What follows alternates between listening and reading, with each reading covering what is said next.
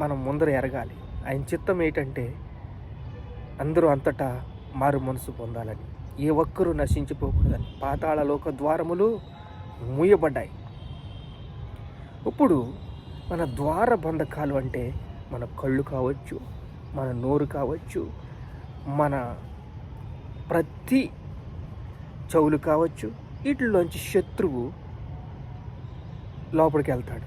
బలహీనపరిచే ఆత్మ, అపవిత్రాత్మ, భ్రమపరిచే ఆత్మ, వగర వగర వగర, ఇంకా దుష్టశక్తులు, రక్త పిశాచులు, ఇవన్నీ కూడా మీకు దాడి చేయకుండా ఉండున్నట్లు మనిషి శ్రేష్టమైన కంచె వేసుకోవాలి. ఆ కంచెకి కావలసిన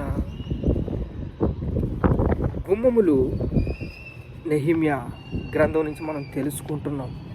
నెహెమ్యా రాత్రిపూట పశువు ఎక్కి యెరూషలేము గోడలన్నీ పరీక్షించాను. యేసుక్రీస్తు మనల్ని ఈరోజు పరిశీలిస్తున్నాడు. మన సరిహద్దులన్నీ రాత్రి మాటలు పరిశీలిస్తున్నాడు, పరిశోధిస్తున్నాడు. ఏ శోధనలో నువ్వు గురైపోతావో, ఏ తోడేలుకి నువ్వు దొరికిపోతావో, ఏ ప్రమాదంలో నువ్వు గురైపోతావో, ఏ ప్రాకారములు నీకు కూలిపోయినాయో, ఏ ప్రాకారములు నీకు బీట బీరినాయో, ఏ ప్రాకారములు నిన్ను రౌండప్ చేస్తున్నాయో అని తాను ఎల్లప్పుడూ మెలకువగా ఉండి మనల్ని ప్రేరేపిస్తున్నాడు. 2వ అధ్యాయము 9వ వచనము నెహెమ్యా గ్రంథము. నాకు కృప చూపుచున్న నా దేవుని కరుణాహస్తము కొలిది రాజు నా మనవి ఆలకించిన తరువాత నేను నది యువతలనున్న రాజు యొక్క తాకీదులను అప్పగించి తిని, రాజు నాతో కూడా సేనాధిపతులను, గుర్రపు రౌతులను పంపించాను. పవర్ వచ్చింది. గవర్నర్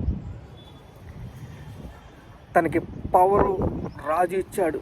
ఆ పవర్ని వినియోగించుకుంటున్నాడు. సేనాధిపతులు, గుర్రపు రౌతులు, కానీ పని చేసేవారు కావాలి, నమ్మకంగా పనిచేసేవారు కావాలి, శ్రేష్టమైన పని చేసేవారు కావాలి, గుమ్మములు బాగు చేసేవారు కావాలి, ఈ కళ్ళును పరిశుద్ధంగా ఉంచుకునేవారు, మనస్సు క్రీస్తును కలిగిన మనస్సు మీకు కావాలి. ఈరోజు చైతన్యము మీకు రావాలి, మీ హృదయంలో మనసు పుట్టాలి, మీరు ఫలించి అభివృద్ధి నొంది విస్తరించండి అని దేవుడు చెప్పాడు.